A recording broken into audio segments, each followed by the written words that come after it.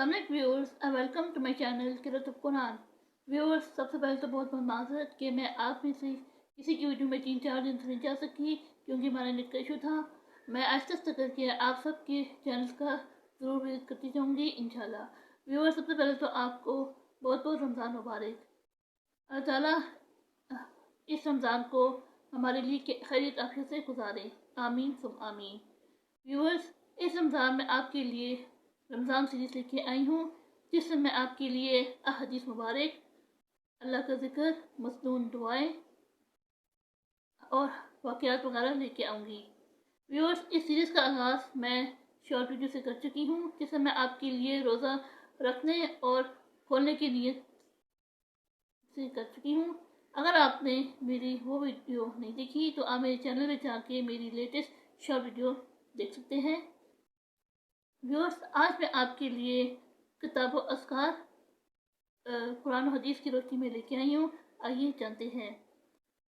Viewers, सबसे पहले कुरान की रोशनी में जानते हैं कि सूरह अनकबूत आयत नंबर 45 यानी 45 में अल्लाह ने शान फरमाया है, और अल्लाह का जिक्र हर चीज़ से बड़ा यानी अफजल है।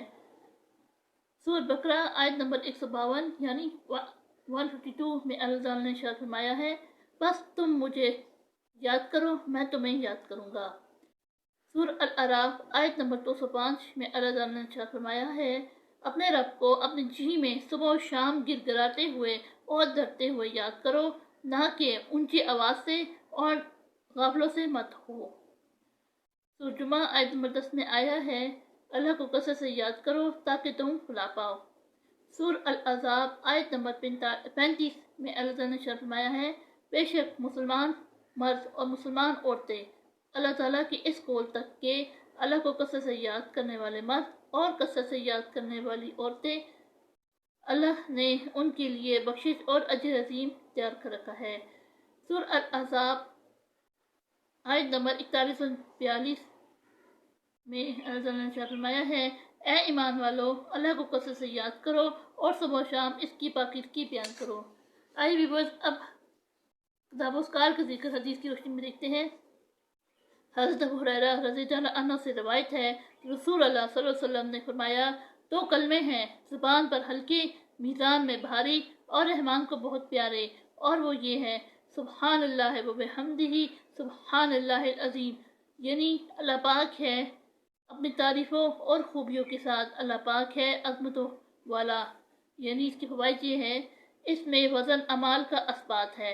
क़यामत वाले दिन जब इंसान के अमाल तोले जाएंगे, जिनको अल्लाह ताला जिस्म अता फरमाएगा, या बकौल बास उन सबों को तोला जाएगा जिनमें अमाल दर्ज होंगे, और अल्लाह ताला तो अचाम के बगैर एहरास को भी तोलने पर कादिर है।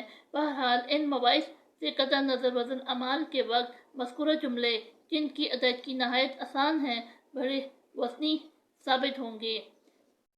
इसलिए हर मुसलमान को कसरत से इनका वेट करते रहना चाहिए।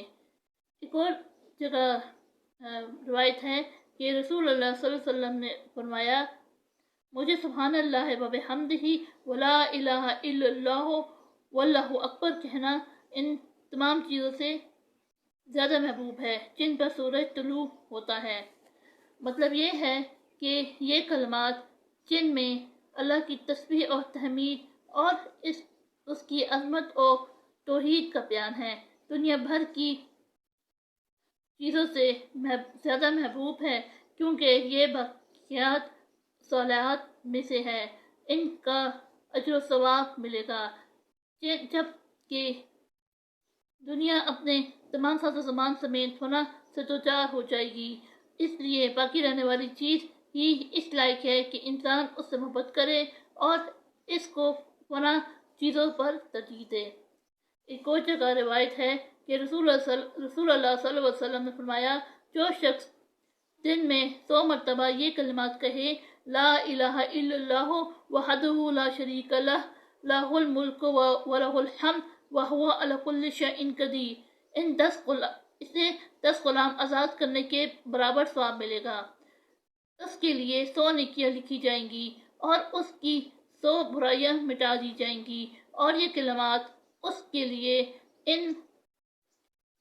उस दिन شام تک شیطان سے بچاؤ کا ذریعہ ہوں گے، اور قیامت والے دن کوئی شخص اس سے زیادہ فضیلت والا عمل لے کر حاضر نہیں ہوگا سوائے اس شخص کے جس نے اس سے زیادہ یہ عمل کیا ہوگا۔ اور ایک اور حدیث میں آپ صلی اللہ علیہ وسلم نے فرمایا، جس شخص نے ایک دن میں 100 مرتبہ یہ کلمات پڑھے سبحان اللہ و بحمدہ، تو اس کے گناہ معاف کر دیے جائیں گے اگرچہ سمندر کی جھاگ کے برابر ہوں۔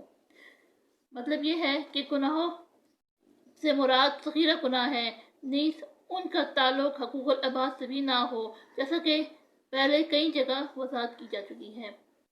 ویورز، آج کے اتنا کافی ہے۔ اگر آپ کو میری یہ کاوش پسند آئے تو آپ اس کو لائک کر لیں، اس کو دوسرے کے ساتھ شیئر کر لیں اور سبسکرائب کر لیں۔ میں آپ کے لیے مزید حدیث وغیرہ لے کے آتی رہوں گی۔ تب تک کے لیے اللہ حافظ۔